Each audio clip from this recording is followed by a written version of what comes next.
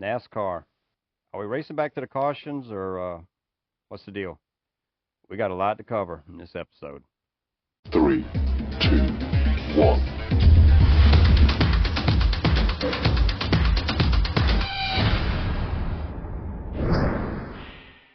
Here we are, officially, 2025 underway, Daytona 500 in the books. Man, we got a lot to talk about in this episode. What a wild run. I want to first start out by saying this. If you didn't catch my last episode, I said in it, Riley Herbst was my silent pick. Damn it. That close. That close. Really cool to see that kid coming up through there. I actually got messages from people going, why would you pick Riley Herbst? He's got a lot to prove and everything else. And I've said it.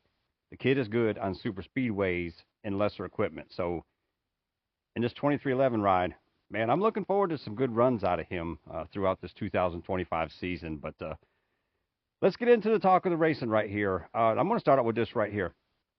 The cautions at the checkered flag. Man, I'm blown away by this because I discussed this in my last episode as well. You know, in the second duel, you take a look right here. Caution just comes right out immediately, ends the race. It changed the ending of the race. We all know that. We all saw that. And then we fast forward to the truck race, and, you know, we got the wreck. Caution don't come out right away. Rides through the turn and everything else. Then the caution comes out, and obviously we know everything that's happened after that. With everything that's going on with Parker Kligerman, the appeal process he's going through to try to get that win back. Going to be very interesting to see what their case is with this. But then it brings us here to last night. You know, no caution, race back to the checkered flag. This is what I want to see, but man, this is just more confusing for people because it's like you got a caution one time. Next time it's a little bit longer. Next time we don't throw it at all. Which is it? Let's draw the fine line. Let's put it out there, what it's going to be. I said it in the last episode. Obviously, if they're still racing around the racetrack and they're going to come back around at speed, yeah, the caution needs to go out for driver safety. But which is it? What is it going to be, NASCAR? Is it going to be racing back to the checkered flag? Or what's the protocol? We need a definitive answer here. I do. Because this is confusing, and I could not imagine to a new race fan, because I did see a lot of people who this weekend are either returning to NASCAR to watch again or are watching the race for the first time. I could imagine how confusing this has to be to them. So I really wish they would get this figured out. And this brings me to another point right here. This was Kyle Busch in the incident that he had. Got beat by NASCAR procedures again, just not being able to get back out on the racetrack. I had 4 flat tires out there, and we have these air jack systems in the car, mandatory by NASCAR, and the guy carries around an empty air bottle to plug up to the car, so couldn't plug it up so I could make my own return back to pit road. I said I just wanted to push, so they decided for 3 laps to figure out how to hook it up to tow us back in. Towed us into a work area where our guys reviewed the car, looked over the car, didn't see anything massively wrong. All the wheels were pointed in the right direction. We put 4 new tires on it to go back out to basically see what the next process was going to be for us, and then was told that if you need to work on it and repair it, you got to go back to that place. But if you go back to that place, they park you. He couldn't work on the car the way they needed to. Just a big calamity right there. So there's so many these little things that could fix so much that are still just lingering into this year that just blow my mind. That man, it's got to be fixed. I mean, this is the highest ranking stock car series. I mean, come on. These are simple things that could be fixed. So let's get this figured out because it would solve a lot of confusion. And damn, it would make the racing a lot better to know what's really going to happen too. But now I'm going to talk about one other guy right here, and this is Cory LaJoie. I brought him up in my last episode again. You know, this guy went down there with his own dime to get in that race car. Luckily picked up sponsors. But damn it, he showed me that he still deserves to be in this Cup Series. I enjoyed seeing him get up there. This is a Rick Ware car. This is a car that nobody really expects to win the race. Now, obviously, at the Superspeedways, anybody could win the race. But, man, Cory, he was getting it done, you know, to have a great finish. Unfortunately, getting caught up in all that melee. But, man, I'm looking forward to see what this guy is going to do to the rest of the races he's got this year. Especially at Atlanta. I've said it for the last couple of years. At Atlanta, he's strong. He's good. He could win there. So I really hope he has another good, strong run and gets to continue with strong runs. And that brings me to another point, because it was brought up to me by some people in messaging and things like that as well, of why wouldn't he go back to the Xfinity Series or the Truck Series? Well, the first thing is it doesn't pay nowhere near what the Cup Series does.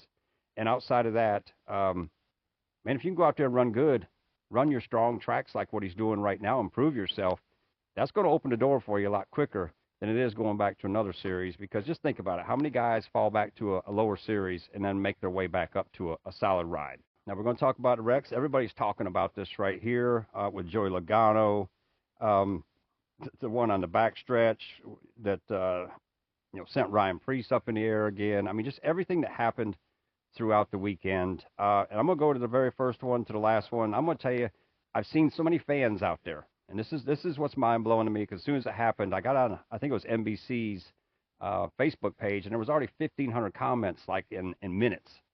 And everybody had an idea of what needed to be done, what happened, this and that, and everything else. And there's so many things in here. The situation is, it's blocking. Blocking is causing these situations to happen. And if you ask me, in my opinion, no cameras, no rear view camera systems in the car. That makes it so much easier to blocking. The mirrors. There needs to be something worked out with the mirrors, because if you've ever raced before, let me just put it to you this way.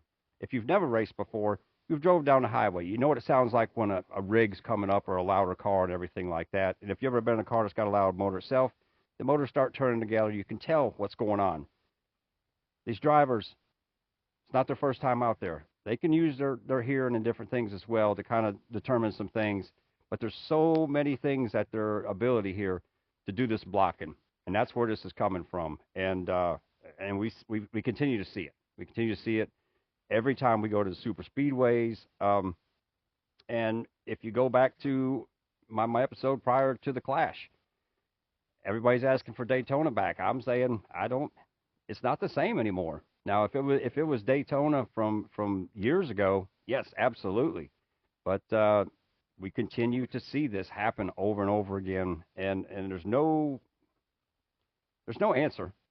But when you can block repeatedly, as we've seen, that's where these things start happening. So that's my first look at right there. Let's make it a little bit harder for a driver to be able to tell where somebody's trying to pass them and do these quick jump moves to block them and then stack everybody up, because it just continues to happen.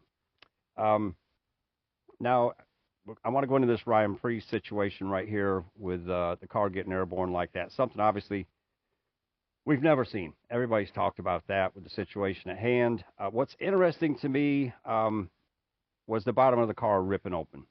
And I'm going to this for a certain purpose, because it seemed like the car was just lifting and lifting and lifting.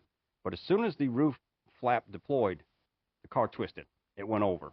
And I think this had to do something with the bottom of that car being ripped open as well. It did something to the air in that car that when that flap come open, it was able to flip over like it did. I don't know what the answers are there either, but so many people have got their opinions on this of what they think needs to be done and everything else. But here, race fans, listen to me. Here's the simple fact.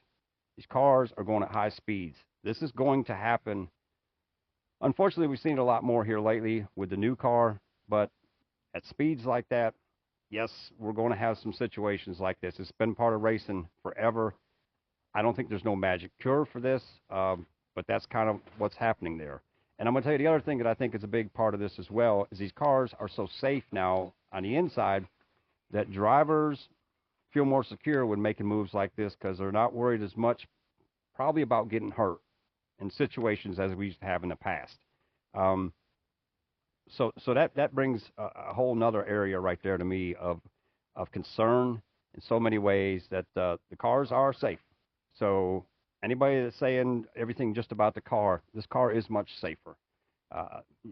We've seen some really bad wrecks that the drivers have basically been able to get out and walk away from. So on that aspect, I appreciate what the cars are. The belly pans have been brought up a lot.